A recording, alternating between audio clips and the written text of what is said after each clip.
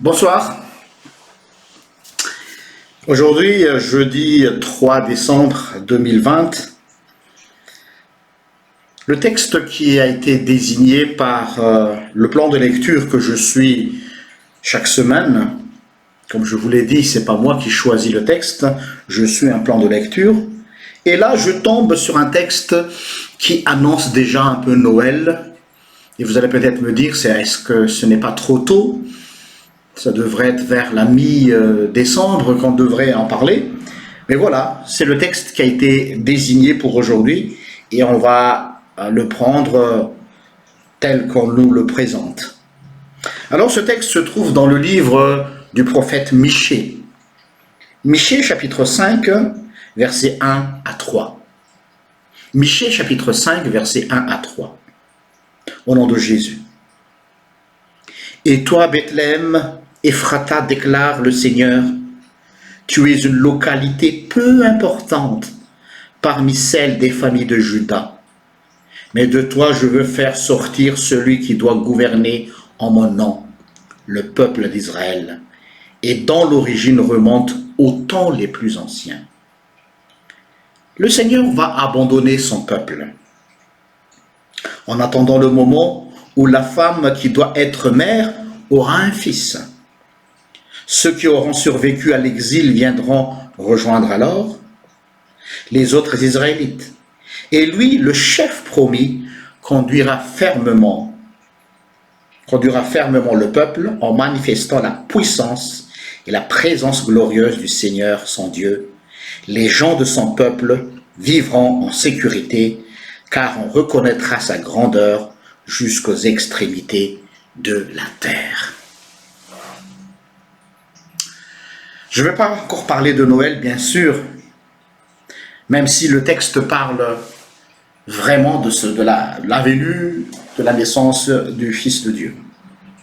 Mais là où je vais braquer le projecteur ou la lumière, c'est cette thématique où Dieu se révèle à nous là où on ne l'attend pas. Dieu se manifeste à nous là où on ne l'attend pas. Et je rajouterai même, tel est l'humour de Dieu. Dieu nous prend toujours en contre-pied.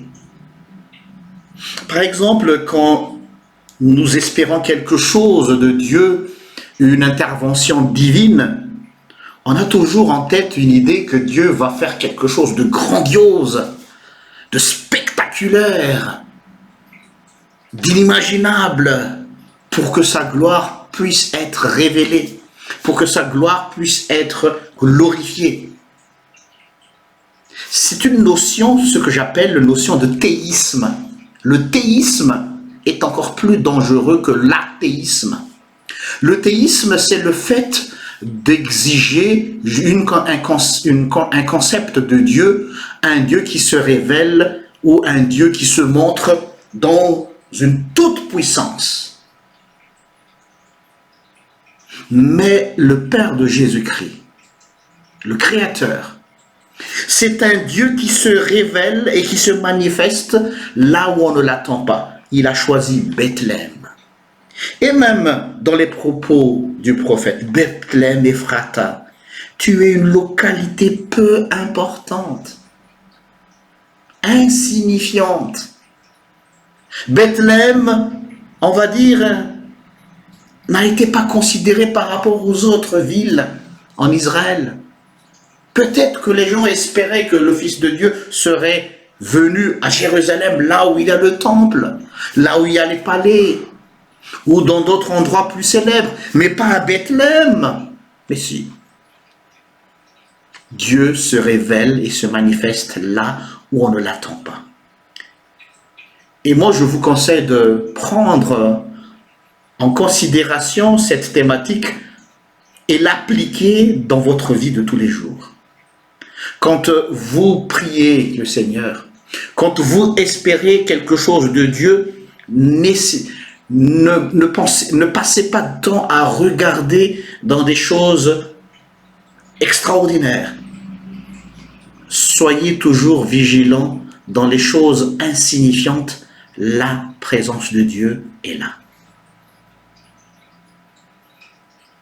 Peut-être que cette idée ne plaît pas à tout le monde, puisque on est tellement gavé par de messages de la doctrine de la prospérité, du succès, du success story. Mais moi, je vais peut-être aller en contre-courant ce soir. Je dis, regardez bien dans ces petites choses que nous considérons comme insignifiantes, comme rien du tout. Dieu est présent dans ces situations-là. Mais le problème, c'est que nous sommes aveugles. Aveuglés déjà par une idée que nous avons conçue de Dieu. On a toujours cette tendance, ce réflexe, quand on prie, nous construisons déjà un peu la forme de la réponse à nos prières dans nos têtes. Nous présentons notre demande devant Dieu, mais en même temps, en arrière, dans notre subconscient, nous attendons, voilà Seigneur, réponds-moi comme ceci. J'aimerais que tu me répondes comme cela, sous telle forme. Et donc, on a déjà une idée préconçue et nous regardons le ciel, nous attendons cette réponse à nos prières selon notre conception. Et dans la plupart des cas, la réponse à notre prière, elle est déjà là. Mais nous ne la voyons pas. Parce que nous avons déjà préétabli la forme de cette réponse. Et ici, Dieu annonce la venue de son Fils, un Fils de Dieu. Les dieux, dans toutes les mythologies et les légendes qui existent sur cette terre, ne sont jamais discrets.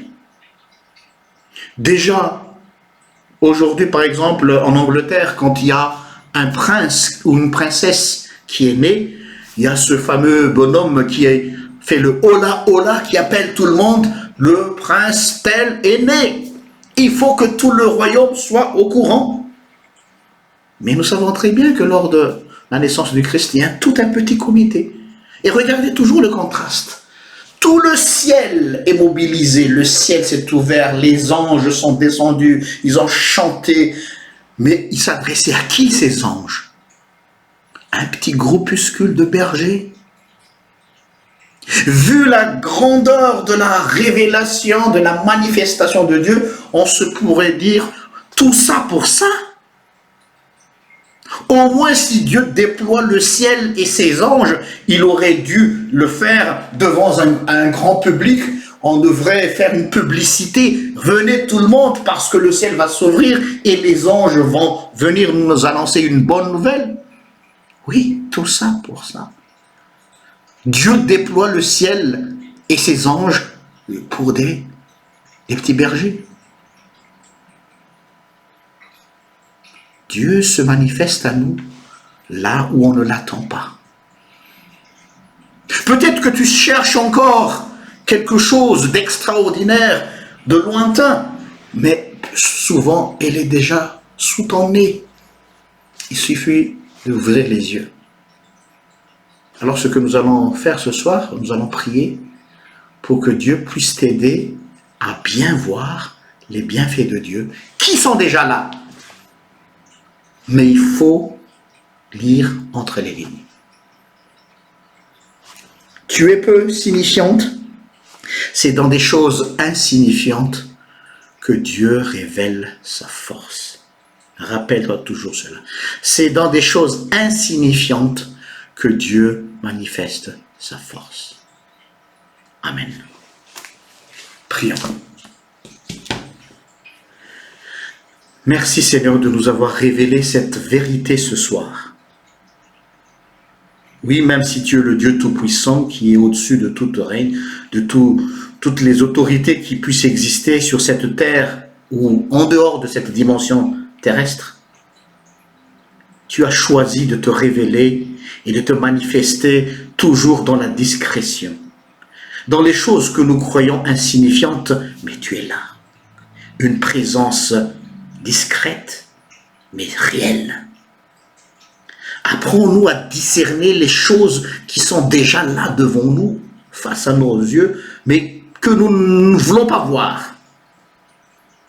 Parce que nous sommes aveuglés par nos propres conceptions, par nos propres images que nous avons dressées, cette image qui est faussée. Tu ne veux pas te manifester dans des choses spectaculaires, extraordinaires, mais dans notre vie si misérable, une vie insignifiante, une vie qui n'intéresse personne. Mais c'est cette vie-là que tu as choisi pour te révéler à nous. Alors Seigneur, ouvre nos yeux pour que nous voyions cette puissance, cette gloire de Dieu dans tout ce qui est insignifiant. Amen. Je vous souhaite une agréable soirée. Rendez-vous demain à la même heure si Dieu le veut. Au revoir.